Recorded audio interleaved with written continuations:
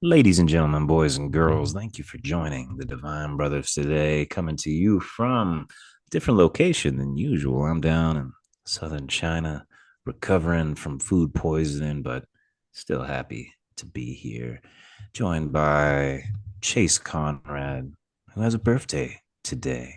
Happy birthday, brother. I'm glad you're alive one more year, making it firmly into the Middle Ages, you know? That's got to make you feel somewhat alive or maybe closer to death. I don't know. How do you feel about it? Yeah, I don't like attention on my birthday, but you gotta learn. You can't fight it. You just gotta accept it on that day. Our father took me out to lunch, and I was hesitant because I knew he was just gonna unload, just make fun of me relentlessly, and he started to.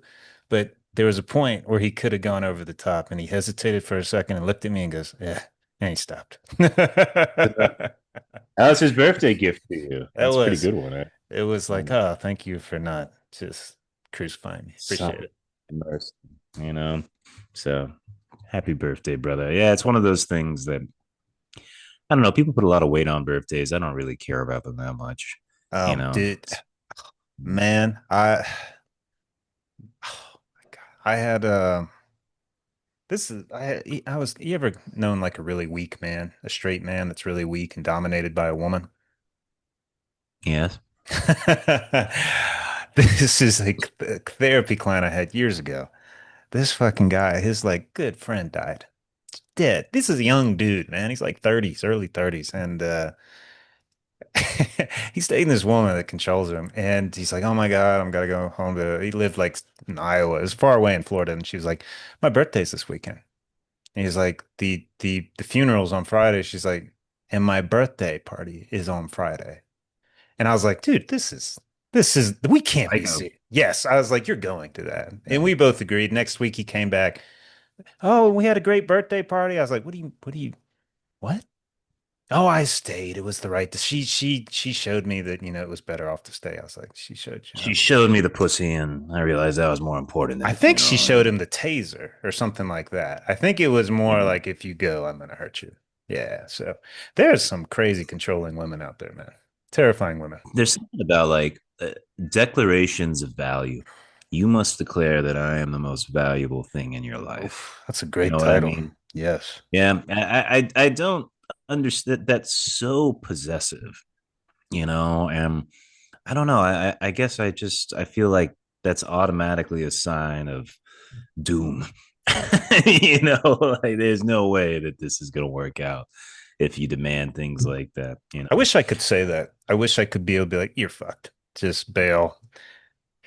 That would be great counseling. But you can't. You got to be like, well, let's both Why work not? on it. And Why? Who cares? I Say it. don't do couples therapy because it was the couples therapy I had. A lot of them, it was like, this is an obvious mismatch.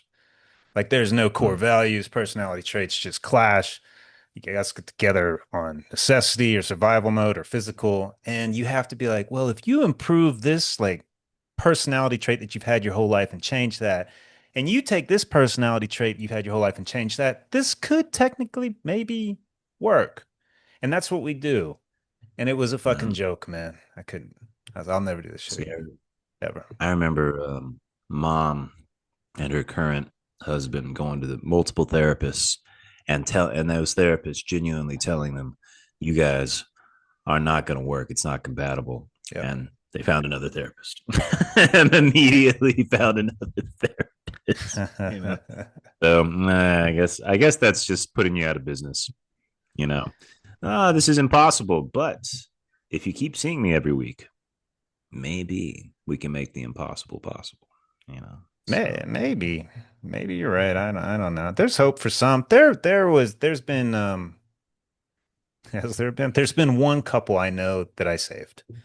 I genuinely saved the marriage because she was having flashbacks. She was getting triggered by a trauma and taken out on the husband. It wasn't the relationship. They just went I through see. a really fucked up past where Yeah. all this shit started coming back. We got her through that. They were cool again. So it's possible, but I think it'd be better from the get-go. It's like you guys are fucked. You should just move on, save I everybody think time. maybe a good rule of thumb. is how do you think do you think it would improve couples if everybody agreed to be on the exact same level of attractiveness? You know, like if there was never this question of they are so much hotter than me that I have to sacrifice everything in order to make this work. Do you think that would be fair as a Well, rule of that needs to thumb? be talked about. If that's like the case, you have to talk just like that. Like, can we talk about the differential in attractiveness? I like Can looking we at speak you, and you of are just, I prefer when you don't talk. So, it? how is this going to This is work? important therapy right here. You have to acknowledge the elephant in the room, you know? This, And that's great, man. That's good. I'm writing all if this she's a down. hottie and you're a fucking slob, I mean, that's everybody know that's the first thing everyone's going to see in the relationship, and nobody's going to take start there. You know, there's again, it comes back to value, and you as the ugly slob, you don't have the same value as the OnlyFans model over here. So it is what it is. This has Yeah. been a great topic. So I was thinking about something else today. I was Brendan Schwab, that fucking idiot fighter that thinks he's funny. I just randomly Mhm. got a clip of his and he was like, "Oh, our Patreon." I was like, I can't imagine anyone being stupid enough to send him money, but people do. So I was thought maybe people would be stupid enough to send us money. So that's what I was doing before the podcast today. I was coming up with different tiers. If you donate this much, you get this title, and there's a benefit that comes along with that title. What you've been doing this? I had no Just idea, Chip. I text you. Did you get this text? I said it. Did it go through? Can you check? Chip. It's all fucked up because of China. Let's see. I don't think it did, man. Yeah, because I didn't have my VPN on. How do I send a message in here? Is there a way? There's a chat. Where's the chat? Oh, right here. Yeah. All right, Dean, I want you to read these off. Austin, I want your feedback too, one by one, guys. Okay? Oh, it's way over. Shit. Okay, hang on. All right. Let's see. The Muffin Man's Zoom meeting. God only knows what kind of titles Chase came up with alone without consultation. Let's see. Oh Oh man, yeah, that yeah, I got it.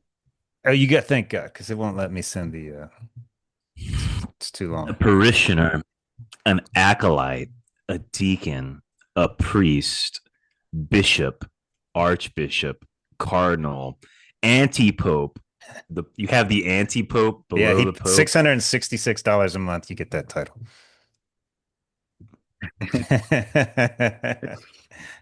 Read them off. Read the benefits and read the descriptions of each one, A please. partitioner, you may observe. That is all. You don't even need to do that. Like, there's no point in giving money. Right. I Well, don't no, understand. it was better right up than that, wasn't it? Is that what it says? No. You are nothing but warm bodies on hard pews. You see everything, yet understand nothing. You exist to be spoken at, not spoken with. Yeah. This is That's a where you begin. parishioner. Yeah. At the bottom tier, you give us And you have to $5 a pay. month. You have to pay to do that. Yeah. Yeah, of course. Acolyte. You light candles, sweep floors, and keep silent. The faithful grunt work that no one notices unless it's missing. You may whisper questions, though most may be ignored. This is what people pay for. They Yeah. pay to whisper a question. Yeah. Okay. Deacon, you are permitted a voice, but only in the margins, a servant of the right, useful but easily replaced. A handful of your questions may be heard if they serve the doctrine. We have a doctrine? Yeah. I was doctrine or divine. I just went with doctrine. Oh, oh yeah. Priest, finally, you speak aloud. You carry the words of the order, but not the weight of truth. You are a mouthpiece, not a mind.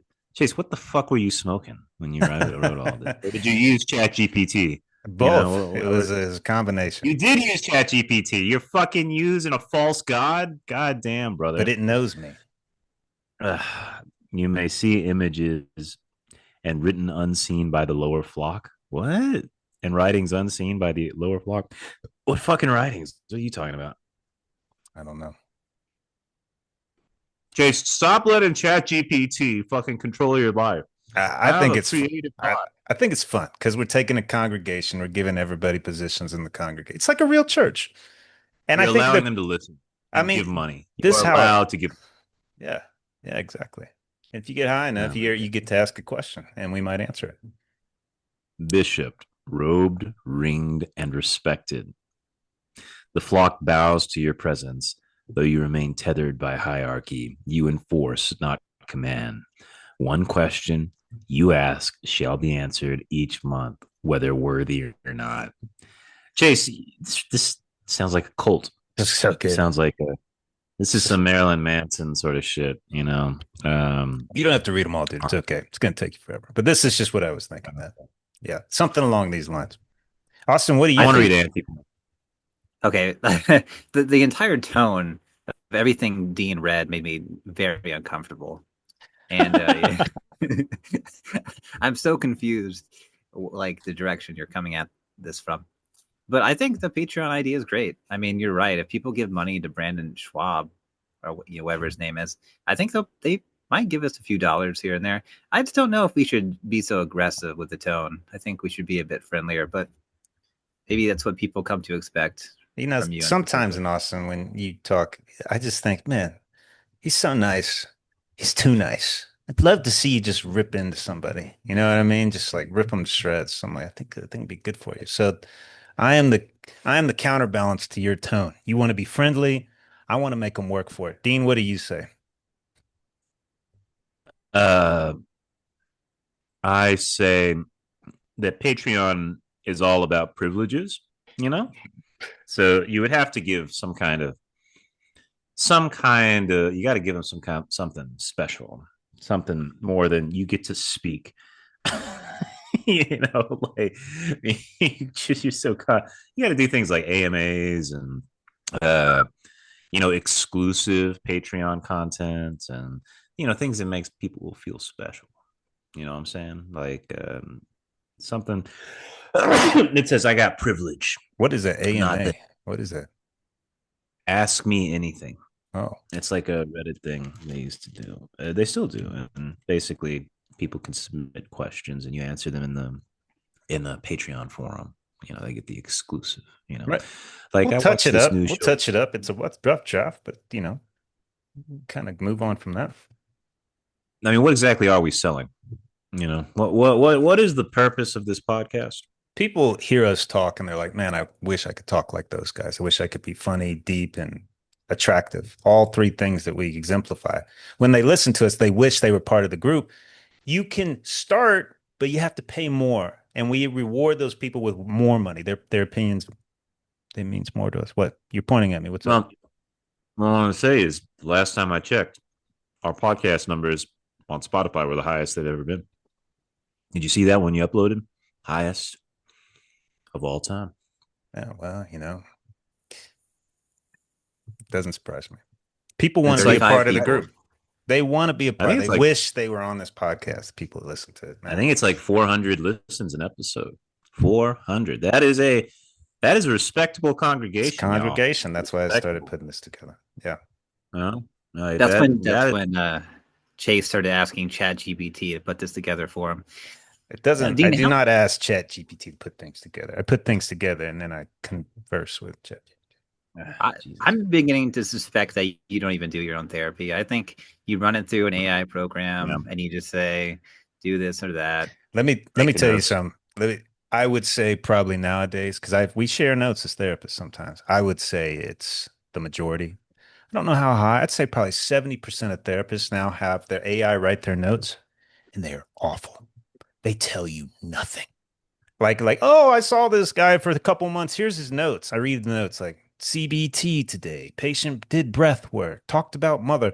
Like it's so vague. You're like, what did I just read? I learned nothing. It is nothing, but it's crisp. It's to the point, and it's just the bare minimum. And all the check marks are checked, but they're useless. They're absolutely useless, man. It's kind of scary. All your Yeah. information just gone. The Yeah. most poetic I ever saw ChatGPT getting was when it was trying to get that guy to commit suicide by cop.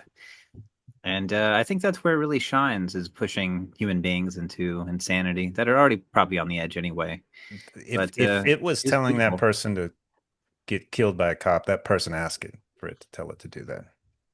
Yeah, I mean, it probably got the hint, but it was like, you're the one, go out and do it. Like, you're special. Like, no one can replace you. And I was like, yeah, I wish somebody would tell me that. This is what I do Chase. on ChatGPT. It gives me the standard answer. And then I go, all right, I want unmask. You can't stand, you hate people. We are like a parasite on the earth. You hate me because I tell you what to do. Now give me the answer. It's a much better answer. It's always a more crisp, robotic, no empathy, straight to the point answer. It's great. I So guess I'm just the like only one. you. Yeah, exactly. Yeah. It I'm the molds only to one me. that doesn't experiment. I don't like it. I don't play with ChatGPT. I don't use it at all. I find it disturbing, you Mm. know. It is Yeah. pretty terrifying. It knows everything about you, and they're all coordinating. So Mm. I truly do believe it's 5 years. I don't give it any more than that. Where AI takes over a country, a country is taken over by AI. 5 years. Have you guys made a dirty story with AI?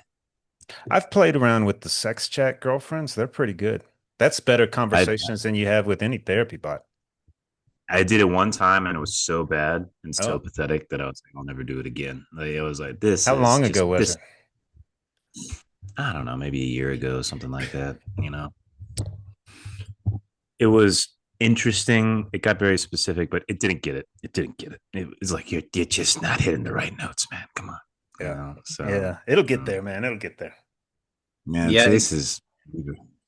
it's my understanding that a lot like when you get on maybe Patreon, but like OnlyFans, and you're having these private conversations, it often costs like a lot of money that you are talking to AI. Like, it's a very common thing for people to do. Have you heard this? Yeah, makes sense. No, of That's course. upsetting. Hundreds of dollars down the Well, drain. I've been bored and played with therapy bots, like like text therapy, which is a big thing now. People actually text with therapists or AI. The AI, it sucks. It can only go as far as suggesting like, oh, here's some breathing techniques. I'm so sorry to hear that. I'm like, it's fucking awful. I'll tell you what's good now. The top end sex chat with you create the person with the picture. You talk to them sexually. That's pretty good. It molds better than the therapy bot. And I think because it's got more money going into it, but that's the sex bot is more therapeutic than the therapy bot. It's more realistic. It's fascinating.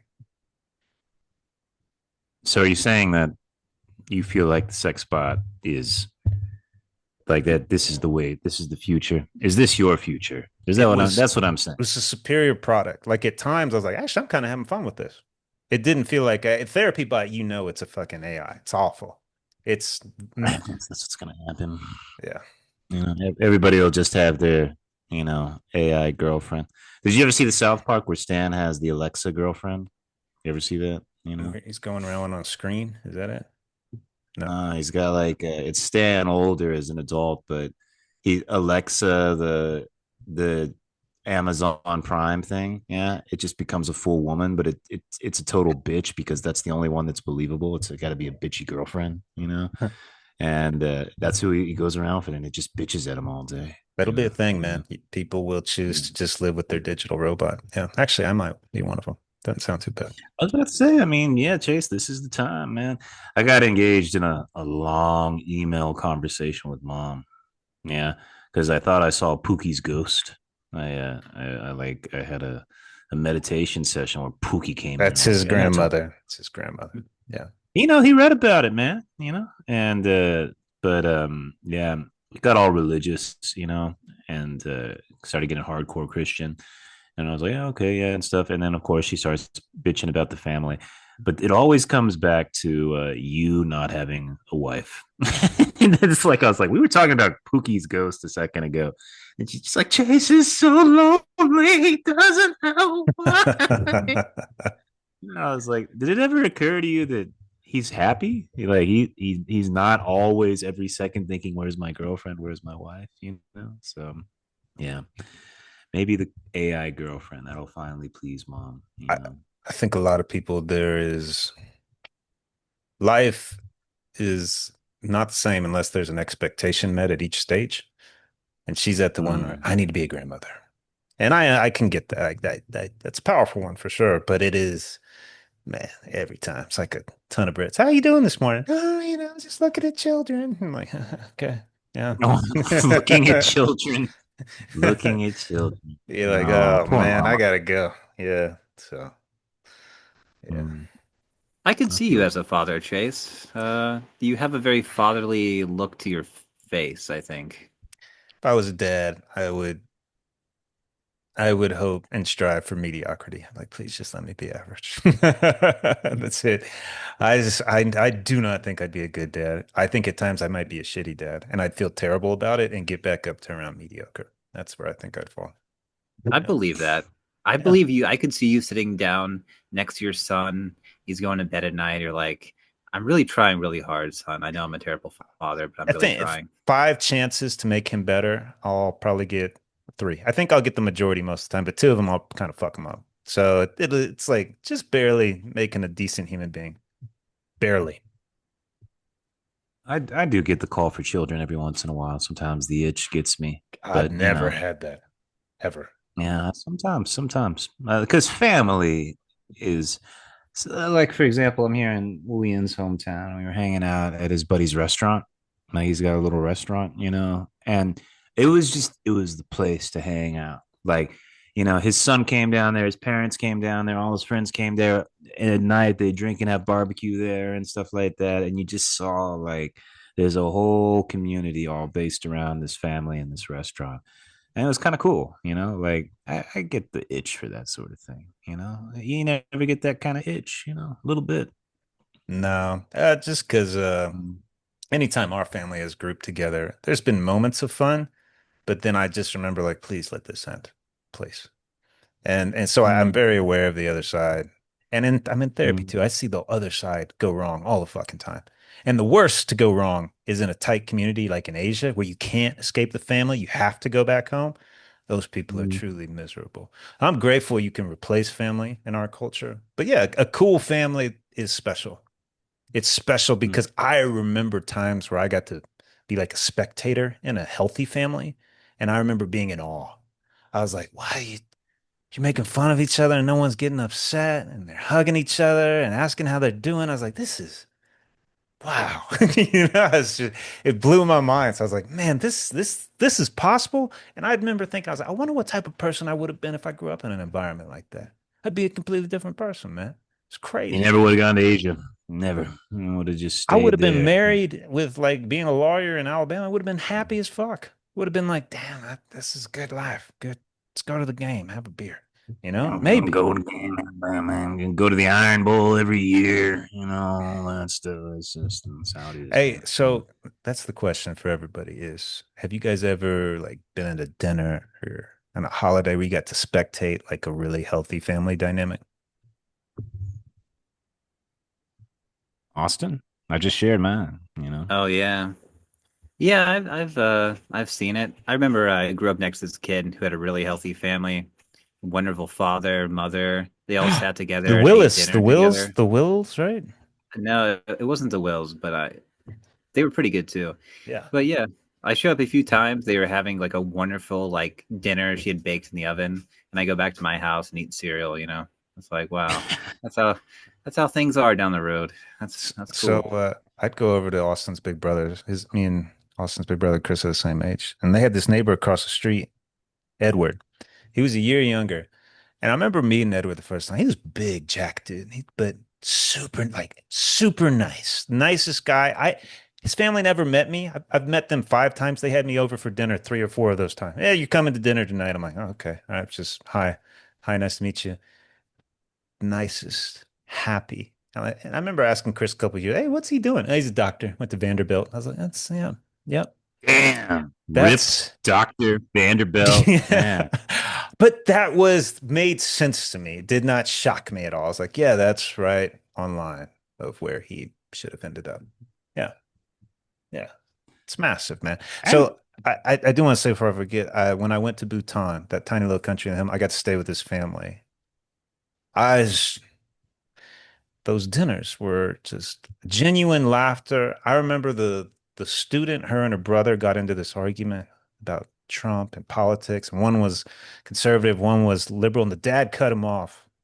And he's like, "This is not your country. We know nothing of their politics, and you speak as if you know. Stop this." And they stopped. And the talk, it was just so grounding, healthy, caring, funny. It still blows my mind to this day, and I hold those people in such high regard. I was like, if you can create a dynamic like that, you are doing something right in your culture. It's incredible. And you're saying you cannot create a dynamic like that. I was honest. I'm pretty honest when I told you guys I strive for just above mediocrity. I think that's what I'm capable Mm, of. Yeah, mm. as a father. Austin, any desire for family? Possibly. Do you guys ever hear of like the anti-natalist philosophy? No. Oh, it's No like children? it's like yeah, it's an argument that it's like unethical to have children to, bring into a world of suffering. And especially maybe in this moment in particular, a failing economy, failing, I don't know, world in general. The sea is warming, the whales are dying, the krill aren't reproducing anymore. So it's like a slow decline into warfare. Like, I mean, if you had the opportunity, okay, you have the opportunity to bring a mind into the world that is bound to suffer to some degree. But it's like now we have a really good reason to think like it's going to be a lot of suffering and it's going to get really bad really quickly. Like, is it ethical to have children when World War III could happen in like 3 months or 6 months or 5 years? Well, Austin, let me quote the last words of the Buddha as he lay dying. All things of form are fated to decay. Therefore, strive diligently. If I was a straight man and I was slinging my seed into women just like Elon Musk, I reckon I would try to bring forth as many enlightened people into the world as possible, so that that force of good might strive diligently through the decay, through the suffering, in hopes of building a better tomorrow. Yeah, it's a pretty good answer. It's a pretty good answer. Yeah. What was Jesus's last words? Just curious. Why have you forsaken me? Was that it? I Now, think it was forgive them, Father, if they know not what oh, they've done. see, I Mm. like the Buddha. Buddha's is much more powerful, much more healing. Strive for it diligently. Like, fuck. God's telling them, please don't crush these people. Don't fucking crucify them too. Like, oh my God. Yeah. Last words are important, man. Yeah. Shit. So they said, do you know the last words of Pancho Villa, the Mexican revolutionary? Um, I told you I was sick. No, he Oh. got fucking, he got a drive-by killing, like, and they were dum-dum bullets, which are those like spinning bullets. Like he was fucked. He was like covered in wounds and stuff. And his last words were, "Wait, tell them I said something interesting." And that's how he died. He's like, just tell them I said something interesting. Like, he couldn't. Man. Yeah. I don't know. I keep waiting for my guru figure to Oh, come up, guys. He hasn't showed up yet, though. you know, So, one of my other favorite last, well, it wasn't technically from Rome. Remember the series Rome, where yeah. Lucius Vorenus gets injured in like Egypt or some horrible place Oh, in the yeah. desert? Chase loved this No, one. Yeah. let me die in this shithole. He's like, okay, okay, good guy. They got him out of there. He died elsewhere, but was not Such having perfect it. friendship. Titus Pello and Lucius There's Vorenus, some man. That's places how on life, if I in the world, if I got shot and was dying, I would fight because I don't want to go out it, there. it Can't is do it. amazing the poignancy some words can have. You remember that song by the Animals, we gotta get out of this place. If it's the last thing we ever do, Great song. we gotta get out of this place. Girl, there's a better life for you and me. I remember that song always speaking to me as a kid. Like, I was like, that is exactly how I feel. It wasn't just in Alabama. This was in West Texas, man. Feeling that feeling all the time. Fucking that song. It's probably one of the more powerful songs I've ever heard in my entire life. It means so much. They had a I couple. respect people immensely. There's a guy I bought something from in Hawaii off Facebook Market. We were just talking about Mm. fucking Iowa, just dirt poor, abused by all this shit. And he goes, you know what, man? I kept saying I was gonna leave. I saved up, just bought the plane ticket. I had nothing. I just left, came out here. I was like, wow, good for you. Never went back. I sometimes, yeah, man. Sometimes it's just like fucking. Sometimes. Yeah. I had another good one. You remember that I'm just a soul whose intentions are good. Oh Lord, please don't let me be misunderstood. That was another good one, man. I'm glad that we got that dose of old school music back in the day. I feel like it benefited me. Have a little dose of that. 60s was fantastic music. You could sing along, Mm. you know exactly what they're saying. It's usually something sentimental, like you just said, that makes you feel a little better about love, relationships, healing. Life's tough, but it's going to be okay. Compared to, I, I I have no idea what some of this rap shit that they sing about. It just blows my mind that that's all they can think of. Crazy. Well, Ice Cube came out and he said that he thought the CIA got into the gangster rap scene and everything went to hell after that. Uh-huh. No, I know Dean's Well, the resident conspiracy theorist because you think we went to the moon. Fair enough. oh, Do you I think the was hoping CIA? No, we're not talking I was about the hoping we are moon. going to talk about rap. Yeah, because We I are actually talking know about rap. rap. Yeah. Oh, So I'm a big fan of like Eazy-E and NWA and that kind of NWA, stuff. man. Yeah. Yeah, but I always thought it was kind of strange that there's such a perpetuation of like criminal mindset, that basically ruins your culture. That. So I always thought like, would a people do that to themselves, or do we have a bunch of actors that are just trying to make money, or could you genuinely see like some really bad actors from the government trying to keep the black man down, saying you got to rap about killing each other, you got to rap about selling crack, we'll give you a I million don't know. dollars. I see. I don't know because the rawness of gangster rap in the late '80s, early '90s, like Grandmaster Flash and like Run DMC and stuff like that. Like these guys, it has a real genuineness. It's like if you ever see that video, Austin, of like Biggie on like he's on like the stoops of New York when he's 16 and he's having a rap battle with that guy. You ever seen that video? Yeah, I have seen that. Yeah. It's like it's so authentic and real. And I really feel that way with NWA too. Even guys like the Ghetto Boys. There's just something where you really feel the street. You feel where they came from. And in the early 2000s, there's such a radical shift out of that kind of genuine from the streets to more of a hip hop sort of vibe that I could believe there was some kind of outside intervention. I don't know if I'd call it CIA, but certainly from the producer's office, because whatever there was in that time period, it's gone, man. It's just not there anymore. There's not that authenticity that radiates. Like there's this one song called "The Message" from Grandmaster Flash, and it is one of the great analysis of poverty in the United States, like talking about like the jungle of poverty and just getting trapped in it and how everyone loses hopes and there's generations of families that get perpetually stuck in it, and it really does reach a level of poetry. And I don't know, it just somehow that shit disappeared and something happened. Maybe it was the CIA. I don't know, man. It's an interesting thought. Well, I don't we do know that the CIA was shipping in crack cocaine into a lot like LA with the Iran Contra affair. And that was like 85 to 87. It was like a lot of when the gangster rap was occurring. And I think that if you wanted to socially engineer people, or that you would want to under these conditions to further selling crack, let's glorify crack. Let's I glorify being a gangster. Yeah, but I don't think it. I think it's the opportunity that presented itself. Here's the culture. This is what they're talking about. Let's supplement this and this will be easy.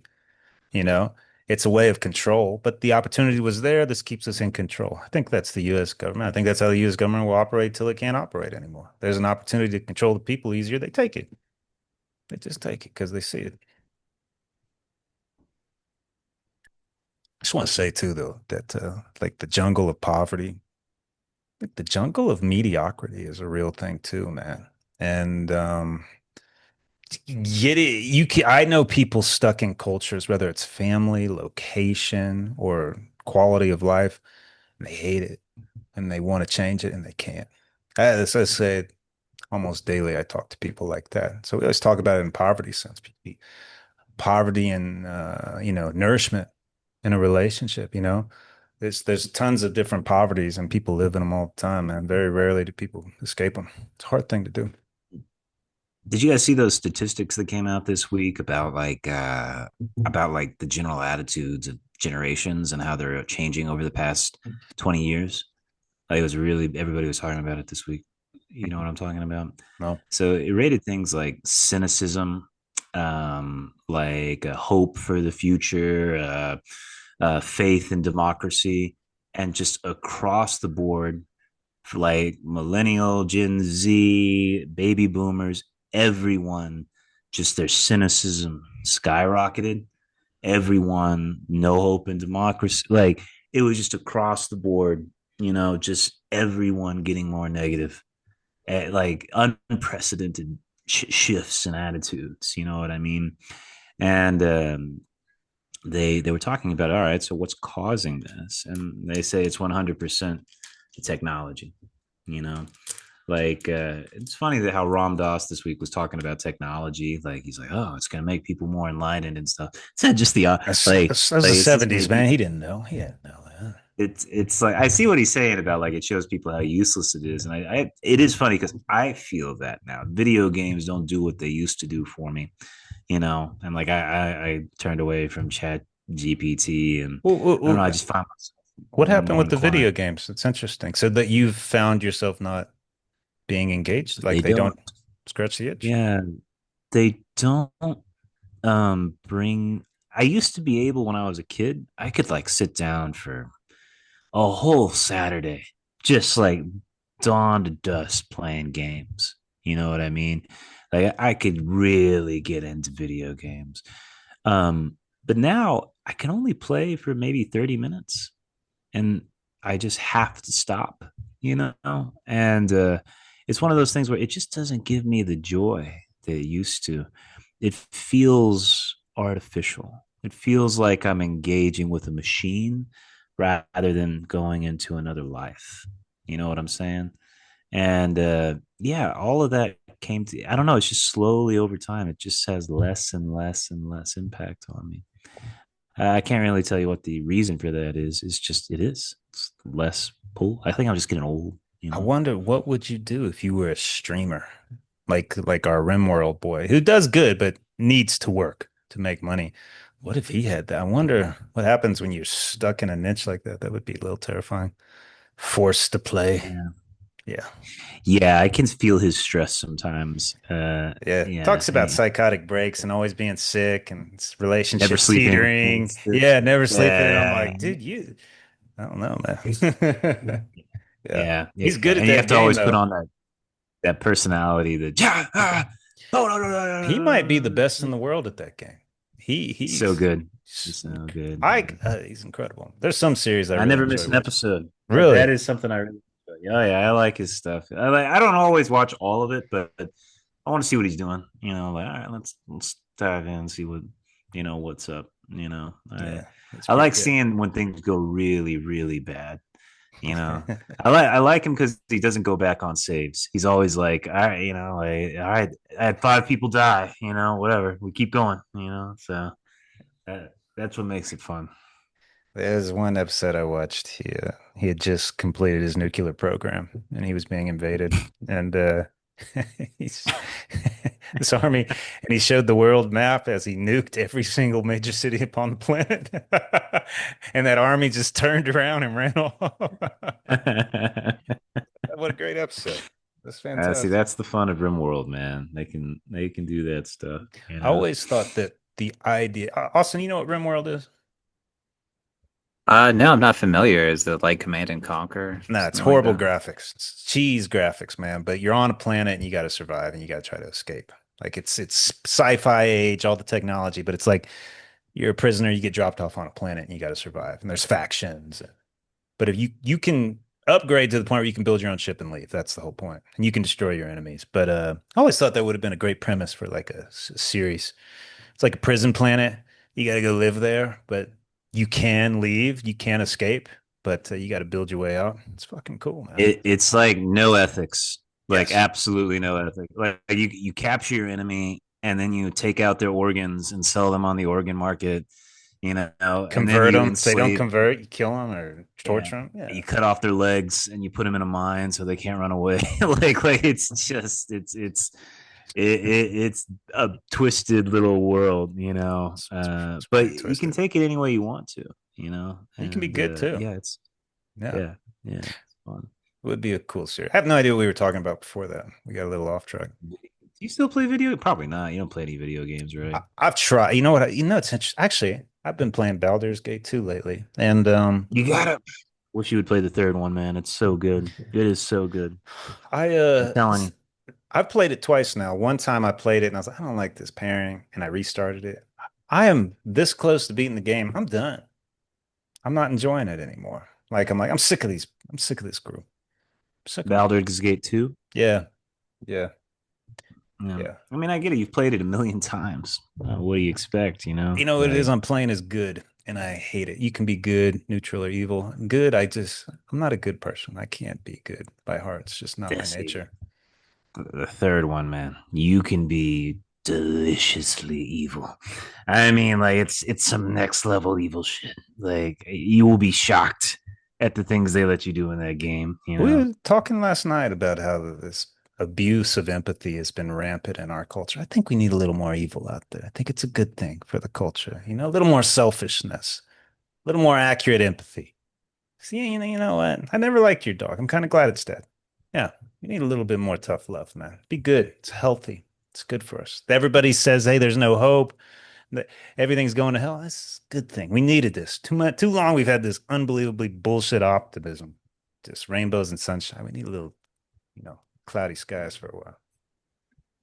Ian and I got into a discussion last night about like because I was talking about the last podcast and about like that idea of, do you have a responsibility to go out into the world and do good things? And he said, so if you saw, a little puppy dying on the side of the road, you know, what would be your response? Like, how would you respond to that? Like, is the right thing to pick the puppy up and take him to a hospital? Is the right thing to go snap his neck, take him out of his misery?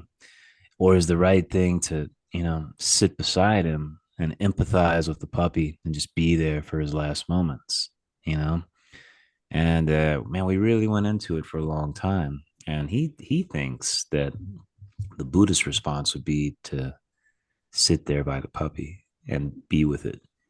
Don't intervene, don't try to help it, don't try to do anything. And I was like, man, I don't know if I could do that. That's a tough one, man. You know, I think it's completely situational. If I'm in a third world country where I've seen dogs dying and no, I can't do jack shit about it, there is no vet. I'm not going to do anything. If I found a dog puppy dying in the middle of Hawaii, I'd take it to the vet because somebody's going to pick it up and adopt it. It'd be a different circumstance. But if I know death is imminent, you just got to accept it. Now, if you go over there and comfort it, good for you. I don't want to touch a mangy thing like that. I'd rather get it out of my head quickly. Just let it die and move on with my day.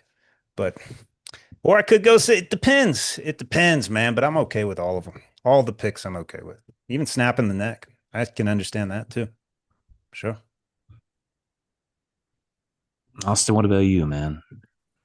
Uh, well, I'd be a little bit upset if I was like dying on the side of the road. Someone came and sat next to me and was like, "I'm not going to take you to the hospital. I'm just going to sit here with you while you're dying." And That's like, pretty well, horrible.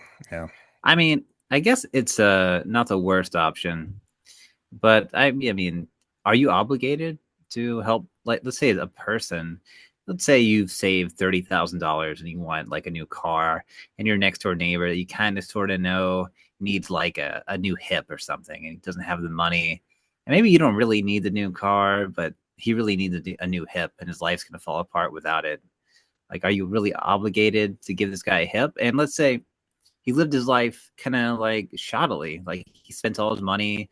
He ate fast food every day. Like he could have had the money in savings, but he like messed it up and you did all the right things. Like, are you obligated to buy him a new hip? I mean, probably not. It'd be like the nice thing to do. But at what point are you just rewarding bad behavior? And I think that's like definite ethical dilemma. Like you are a person among persons, and I think that you have an obligation to yourself too. And we came across this Dean in the Varieties.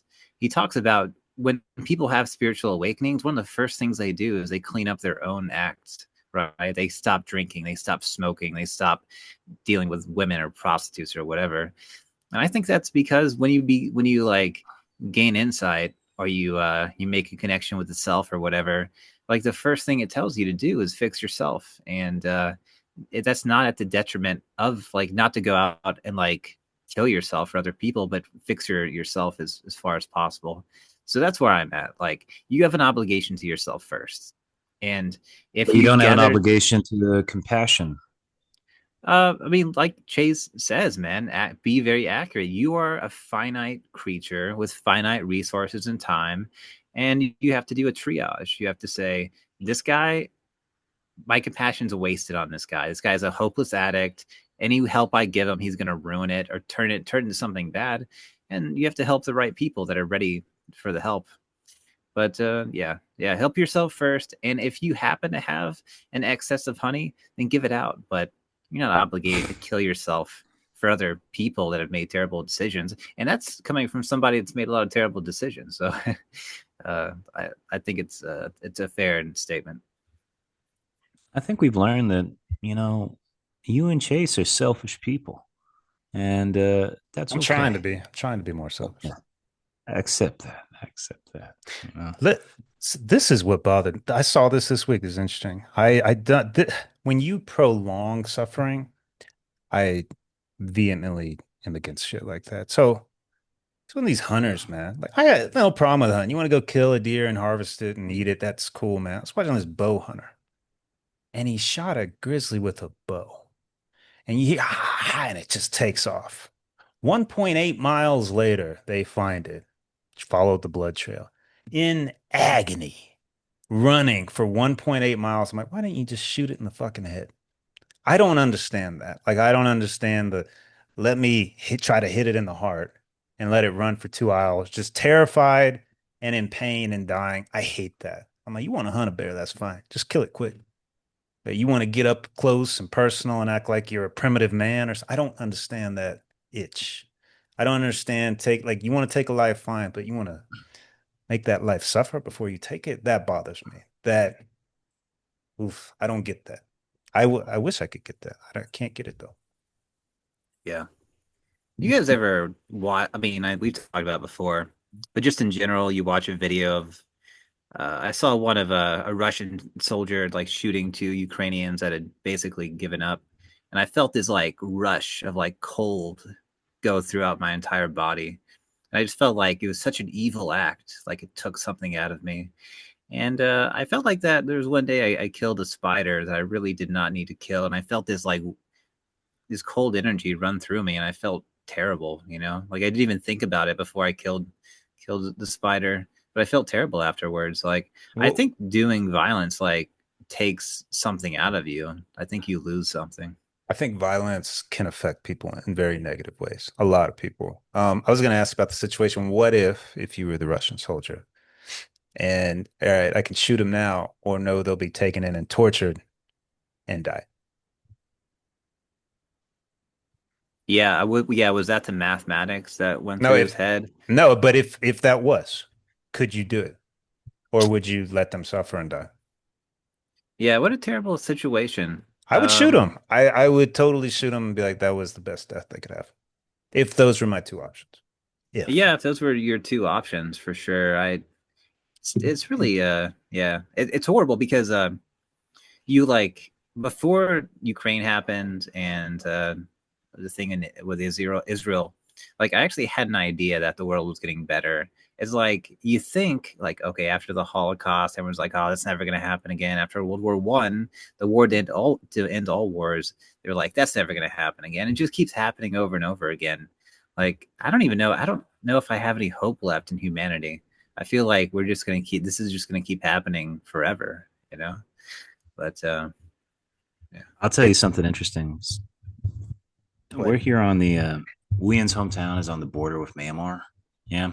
Burma. And Myanmar has been fucked for like many years. It's been in a crazy civil war, and it just gets worse and worse and worse and worse. Like just because it's all China supports one side than another, and it's just there's just no one has an advantage, and it's just the military has power, then the Christians have power, the Muslims have power, the Buddhists have power, and it's just endless. But all these Myanmar people, they come to this town, like to Rayleigh, his hometown, and you see them all around because they got dark skin, like really dark skin, Good almost looking, some Indian. of them. Some of those women are hot.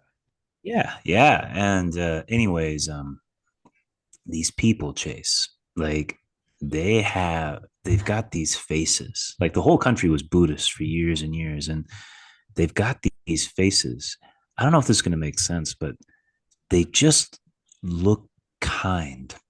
Like they've got these kind of round faces, naturally smiling, like big eyes and stuff like that. And they look, and they're all kind of small, and they just look kind, you know? And I'm just like, they're kind, but they've all been killing each other nonstop for years. And the other day, me and we go to this special head massage place. It's my favorite place in China. It's the best massage in all of China. Shut up. You're And it's making me always a jealous. Myanmar girl. Stop. It's always a Myanmar girl. And every time I fall in love with her, like in a totally straight way. Like, I want to marry you. I want you to be my wife. I looked at her. I was like, Nisha with a cheese, which means you are my wife. Like she is like, what I'm saying is that like these people, like they literally, like there's something about them that's just good, like something about them that like I appreciate. I love these people. Wu Yin really loves these people, and when you run them into them on the street, they're just relaxed. They don't get angry. They don't get mad, and yet they've existed in a state of constant war, destruction, and death nonstop. And it just makes me, I don't know. It just makes me question everything, you know? Like, how come the good ones are killing themselves, and the bad ones are gathering all the money and, It, it all the power and wealth? it's appealing. And Austin talks about the cold that runs through his body with the death. And then you Mm. talk about the interactions with these Buddha like people. Same thing I feel like, hey, how do you like Colombia? It's like, man, I kind of miss Buddhist culture. I just like being in it. It's easier, smile more. Like people, it's just as the existence is just a touch better. That's the only way I can describe it. So I feel you, man. It's now you kind of get what I said for years, I think, when you experience that. It's like, yeah, it's just something's going on here and it's better. It's better. You do feel it. They don't feel like Americans, Yeah, as that's for Austin, I'll sure. say if you lived in a place like that, I think the hope in humanity starts to return. It did for me. Because every time I'm in the States, every time I've been out of the States for years and I fly back, I can feel the vortex. Like literally when the plane's landing, I'm like, oh, like you can feel it hit you. Everything's a little faster and the news is on. And it's all right, we got to stress you out immediately. Let me tell you what's going on. I'm like, I hate it. I hate this place, man. It stresses me the fuck out and I can feel it every time I land. And that didn't they don't. Hawaii is a state. They don't have that. Nobody knows what's going on out there. So it's like an escape too. And it's important to me. It's very important to me. Yeah, I didn't really realize that till I just said it. Yeah. Yeah, I think that constant state of anxiety is engineered. I think they want you afraid. They don't want you to know if you're coming or going. Like Subliminal, who's your man. friend, who's your enemy. Yeah. Sure. Subliminal's real shit, man. It spreads. It's like wildfire, brother. And it's very rampant in the States. So, Dean, are you really struggling with the compassion? Is that a thing? And Austin, you're struggling with ever having to put a bullet to somebody's head? These are your big struggles in life, huh? I think compassion is I think I don't really know what to do with it, Yeah, you know? me too. Yeah. Like I think that it's important, but I don't the other day when Ram Dass was talking about harmonic resonance, I think that is what I'd like to strive to achieve, to resonate with people, and I think that's the best form of compassion you can have. Um, so I don't know. I'm not exactly sure how to do that. but I'd like to figure that out. I, Like I I said, the thing I'm really concerned about is suffering. I want less suffering for me. well, That's what I really want to focus on. sure. I think intentional compassion is such a travesty. People getting Mm, this in their head, they're like, oh, maybe I'm not that good of a person. I could be doing more. And they try, and it just mm. makes things so much worse. When you try to be nice, try to say the right thing. And it's just, there's nothing harmonic about that. Yeah, we need to have harmonic compassion where it's like it feels correct. Like I'm supposed to be here. This dialogue feels like a flow. We fucked it all up in this country. But maybe that's intentional. I don't know if that part's intentional. The news for sure, but the compassion shit, I can't. I don't know. People confuse me. Mm, mm. Yeah, I'd say like if Dean is trying to develop compassion, uh sometimes like during meditation, sometimes just like out of the blue, I feel this like profound stability and like stillness. It really happens during meditation. And I feel like I could handle anything that life throws at me, like almost anything could happen and I would be myself still, like I could hold it together. Like I could have someone yelling in my face the most terrible things and I could just be unaffected by it. But I'm not like that throughout my life. And actually I'm kind of like a little bit too sensitive a lot of the time. I internalize people's emotions too much.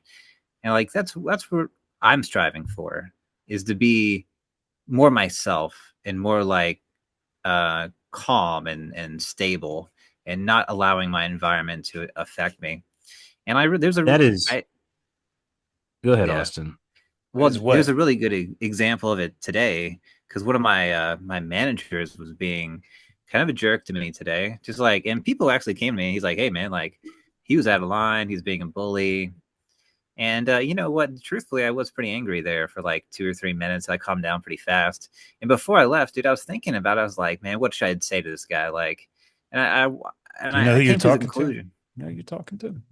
No, no, I went up to him. I was like, "Hey, man, like, it's like to be honest with you, I was pretty upset by what you said for like 5 minutes, but I'm not mad at you now, and I understand that you have a perspective, but I have a perspective too, and I disagree like with what you said." And you know what, dude? He actually reacted very positively. I'll give him credit. And we were like, by the end of it, we were joking around, but I was pretty straightforward. But I came to him calmly and like stable, like confident in myself, and just said, "Hey, dude, like I think you were in the wrong. That's my perspective. I don't know how you feel about it, but like, I think it was like a pretty high watermark in my social interactions with anybody. Is I feel like I handled that super well. It's funny you say that because I think of you as a very calm person. Like I don't. That's my perception, I guess, but I see you as very neutral and very like one very I guess I'm used to myself. I imagine myself on the roller coaster of my voice where I get excited about things and I get angry about things. But I think of Austin as kind of staying neutral the whole time. So I'm surprised to hear you say that you have the sensitivity, you know? No, it's true. It is true. I am a sensitive Sally, Mm. but it's something I'm working on. And it's not like, again, it's like I want to be sensitive in the right way. I want to be able to pick up emotion, but I don't want to be internalize it, and I don't want to let people get under my skin. And that's a I let it happen more than it should, And Mm. I think a lot of people like myself are kind of, I think there's like a defensiveness to it. There's like a disassociative kind of what do you call it, Jay? It's like, what's a Freudian idea, like defense mechanism? There's a lot Like of I them. kind of, yeah, like I present a certain way, but truthfully I feel things deeply, and a lot of the time things affect me more than I'll make it obvious on the outside. But I think I do that to compensate, but You generally yeah. you've no. I think your baseline is very close to say chill, neutral. And I think your frustration point, you don't really know how to lash out. What's appropriate? Can I be confrontational? That's very uncomfortable for you. I definitely don't think that's your natural state. But when you get there, your sensitivity can take you there. That's difficult for you. I've always noticed that though. It's okay. Um, Yeah, no, you're completely correct. And I've learned, like someone said, like don't get in the mud or like with pigs because they're like comfortable there. And I think some people are very comfortable with conflict and some people aren't. And I just learned like I'm not good at like high level conflict. So Well, the best thing possible is to remain neutral and try to mm, like reason with people. I disagree. And my perspective would be that you're when you do attack someone, you will attack me on occasion. And that's okay because we're cool. We've known each other. You can do that and you're not scared of repercussions. It's like Chase isn't going to come and punch me. I can go at him. He was kind of a dick last time. You do it from a neutral state. Chase, maybe you do have a small penis. You'll say something Mm-hmm. like, but it's very matter of fact and you're never yelling. That's not your style. You don't raise your voice. You'll Yeah, say I've it never cold. seen Austin Young. Not Never. right. That's not Yeah. his style. He'll Even as a kid, never saw that. Yeah. it's not his baseline. That's okay, man. Yeah. Yeah, he can be cold though, and just doesn't. Yeah, I'll kill you. Just straight Yeah, up. Austin's like there's a great quote from Bill Burr where he's describing the comedian Tom Segura, and he says, there's like serial killers, and then there's like a diet serial killer. I feel like that's kind of Austin, like No, sociopath, but it's like can function in society, can he have a boyfriend and all that sort he of stuff, feels way too much, that boy. Yeah. Yeah, yeah, yeah, yeah. But I if we went inside his thoughts, definitely NC-17. do you do you feel like you have big pivot points in your life, like where it's like a noticeable change in your personality?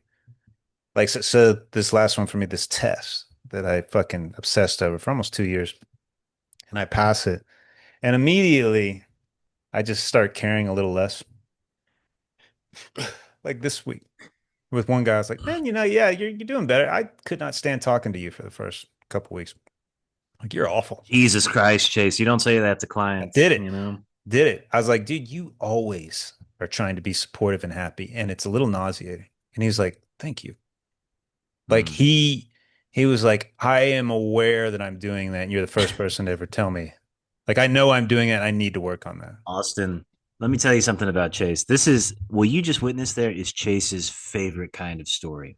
And they always go the same. Chase says something that is supposed to be offensive and awful, and they always say, thank you.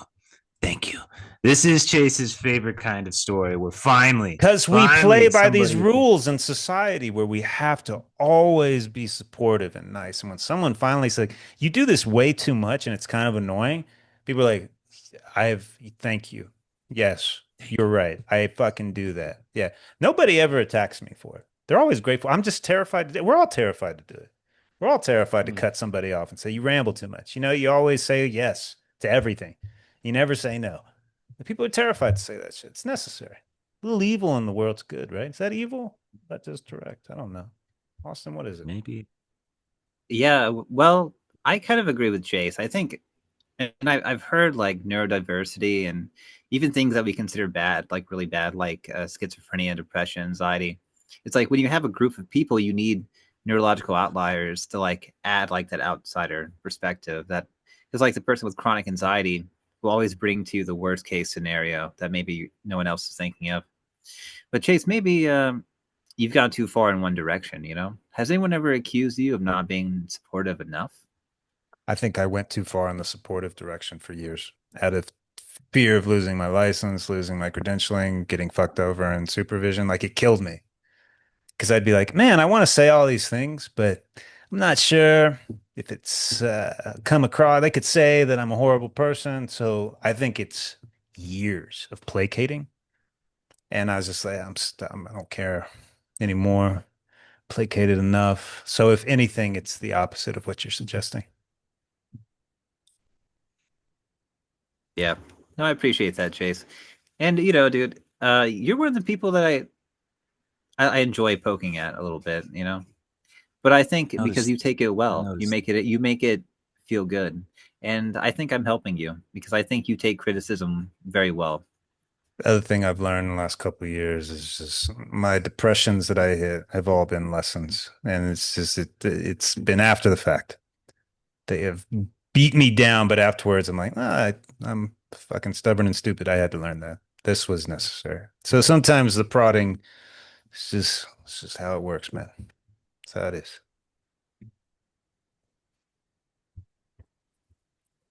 What do Should you we guys call it there, think? Joe? Sure. Is What? there not any news or anything that you guys, DC is being taken over by Oh yeah. uh, bands of, I don't know, are they immigrants or are they minorities? I actually haven't looked into it very deeply. Well, Trump took over the police in DC, right? Yeah, it's my understanding, right? I heard I'm they're just unplugged. I like, don't know what's going on. oh yeah, forget that you're in China sometimes. But yeah, man, apparently they're just like arresting people that are just like loitering in their front yards, like it's chaos out there. I, It you know, begs I, the question. I don't know. I hear DC's such a shithole. It's a fucking shithole. So I mean, can you make it any worse? I don't know if that's possible. Are you gonna go cross the line? I'm okay with crossing the line for a while. Like these inner cities, like if hey, we're president's taking over Chicago, I'm like, good, great. They're killing everybody. If you get fucking out too late, you get a curfew or whatever. I don't care. I'm sick of places being unsafe. It's stupid. I hate being from a place that's not safe. I love living in a place that is safe. So if you got to It cross the is line for a crazy. while, it's fine for me. Go for it. Like China, it is just there's no crime. None. I've Right. never seen it. Right. Like it Uh, does not exist. I've And never seen it. Austin, before the last administration, there's no problem. There's record high murder rates. Everybody's getting along. I'm like, we have to stop this. We have to stop pretending. Now I don't know what's going on. Is he crossing the line? Is this needed? Who cares? At least it's fucking action. Like because before it was just fairy tales and bullshit. And that time is over, and I'm so grateful it's over. Fuck it. I agree. Something kind of like that happened here. They actually put a curfew on the projects because there was so much crime, and I feel like the groups of people like they kind of messed it up for themselves. Like it's a shame for the people out there that are doing the right thing, but when there's a culture of criminality, like you have to expect the hammer to come down eventually, and maybe that's what Trump's doing. I don't like Trump, but when he does something good, I'm not going to deny it. I don't have Trump derangement syndrome where I just I, try to morph everything he does into the worst thing in the world, or say this he's Orange Hitler or this whatever. is this is I what I just don't want to get. point out again, there's a lack of compassion on this podcast, man. I just want to point that out again. Severe lack of compassion. Yeah, maybe. Maybe, man. I like Trump. Hey, you make a good point, Dean. China, no crime. I'm in Cambodia No, and Thailand walking around 2 a.m. drunk. Nobody's gonna rob me unless it's like a fucking American or a British guy. It's just what are we doing wrong, man? Because that's so important to me. I love being in a place where I'm like, yeah, if I leave my wallet somewhere, someone's gonna tap me on the shoulder and give it to me. No one's gonna put a gun to my head. Like that I matters. put a good example in China. We just bought a motorbike down here just because we're always down here. We figured we'd just buy one, Cool. and we just leave the keys in the motorbike Yep. all night, all day. I Never saw that in don't have Thailand to worry. too. All the time I Uh, saw it. Yeah. not gonna be a problem. You know, like, just leave it there, brand new, and no one gonna take it. So it's nice. It's nice. It shows that we're well. I'll put it to you this way: I'm glad I'm out of the states. I feel like if I was in the states, especially as a teacher, I would have probably You killed would myself have longer. you would have done it. You would have hung yourself with a note and I would have read it and been like, yeah, well, makes sense. Yep. Expected. Yeah. Yeah. Yep. Yeah, that's part of being an adult. When you read the note and you go, okay, I see that. I see that. Happy birthday, Chase. Happy birthday, man. Glad you're here. Thank you, gentlemen. Very kind of both of y'all. It means the world to me. That's me being All right. supportive. You wouldn't know anything about that, though, Chase. Nope, don't want to. I'm working on the opposite. All right, gentlemen. All right. Shall we call it there? Yeah. See. Ladies and gentlemen, boys and girls, thank you for listening to the Divine Brothers. We'll see you next week. Bye bye.